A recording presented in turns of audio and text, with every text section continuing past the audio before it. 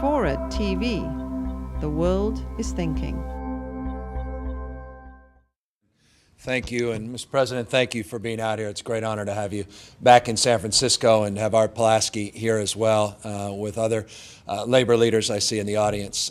We are very proud here, just 2.5 years into our universal health care strategy, to have reached an important milestone. About 75% of people that were previously uninsured are now enrolled in this first-in-the-nation universal health care plan that has been sponsored by a municipality, by a city. Regardless of pre-existing conditions, regardless of your ability to pay, people are enrolling hundreds each and every week into this public option. And I underscore this frame, this public option, where the sky has not fallen in, the world as we know it did not come to an end, businesses did not rush up and out of this city. The economy, in spite of the macroeconomic realities, is performing at a much better pace than almost every other municipality in the state of California.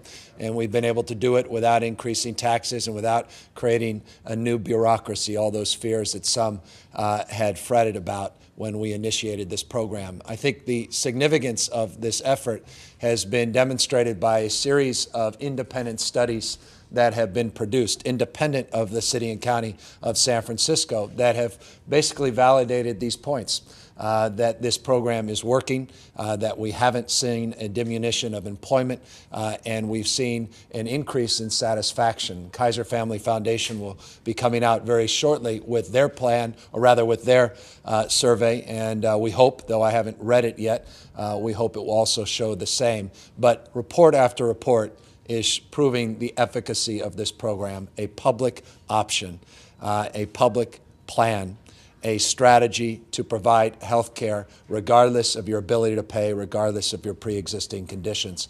We should not have to be doing this alone, and that's why this national debate is so important to us as it is to everybody across this country, not just individuals that lack health access, but to those with health care that can barely afford it. And for those in the private sector, they should be as concerned and cautious about what's going on as anyone else for self-evident reasons. The cost of providing health care is only increasing 119% in California since 2000 alone. And I just want to, in closing, underscore the enormity of the challenge here in the state. We have more uninsured Americans than any other state in this nation. We're over 20% of Californians are uninsured, which is a remarkable statistic. It's the fourth highest percentage of uninsured of any state in this nation. Again, in raw numbers, more individuals in this state uninsured than any other state in the nation. So we have more to gain and more to risk in terms of this debate.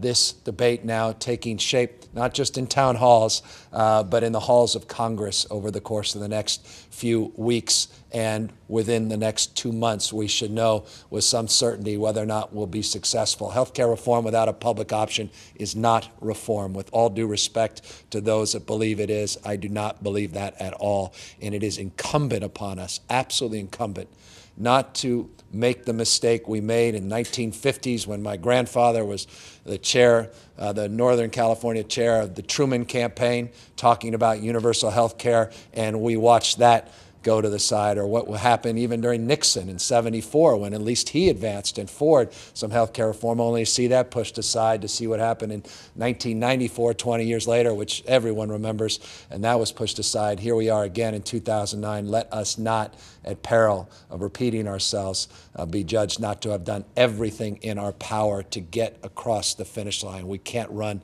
the 90-yard dash on health care reform, real reform, public option, public plan, and that's why we're here, to underscore and to build that support, grassroots support across this country. Labor, business, everybody coming together across their differences in this effort. Final words, I just want to thank the labor community again and again. This effort of our local plan would not have happened without the constancy and the faith and the real commitment of labor. Tim Paulson's outstanding leadership and stewardship with Dr. Mitch Katz and Art Pulaski on the phone consistently saying, how's it going? How's it progressing? You guys going to actually make this happen? And so, President Sweeney, you've got some outstanding leaders out here, and they're really leading by example. And it's a pretty remarkable thing.